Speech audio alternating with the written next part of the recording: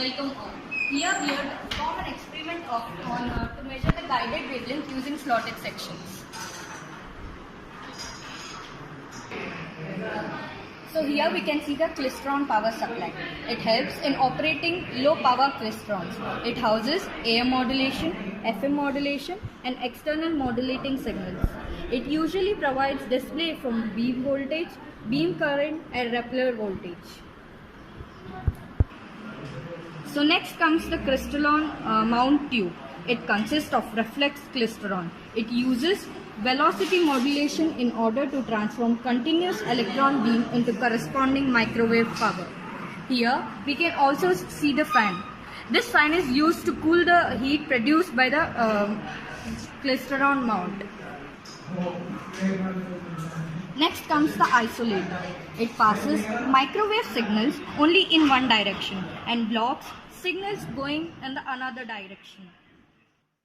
Now this is variable attenuator. It is used to attenuate microwave signal with variable attenuation settings as made by the user. The different attenuation can be set.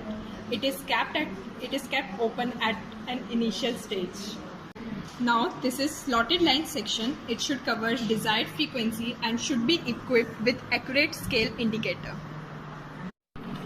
So the klystron supply gives power to the microwave frequency generator, which is the klystron tube or klystron gun. The klystron gun transfers the values to the isolator. As we can see, the initial values are kept at minimum positions.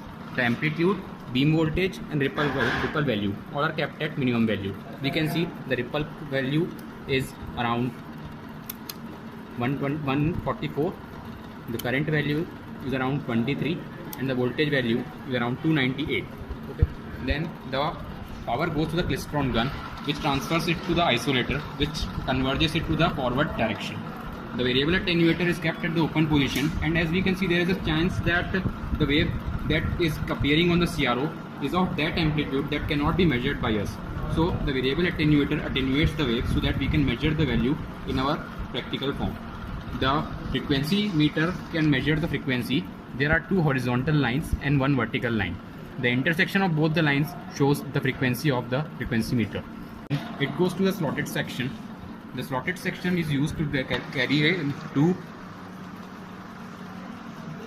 So the slotted section will measure the dip values of the wave. So we can see here we have to keep it in the maximum load initially. In the CRO we can see that when we are moving it, we can get a minimum dip. That is called the first dip point. Here we can see that the value is 8.54 and yet we have calculated it. Now we have to calculate the second dip point, which we will get at another point. That another point we have calculated as 10.54. The wavelength formula is 2 into difference between both the dip points. That is 2 into 10.54 minus 8.54, that is 4 centimeter. So here we have calculated the wavelength using this slotted sections. Hence, from this experiment, we have measured the wavelength using slotted sections. The frequency generated was from klystron power supply. The klystron tube generated the frequency. The variable attenuator attenuated the wave, and the slotted section calculated the dip points which were used to calculate the wavelength of the slotted section.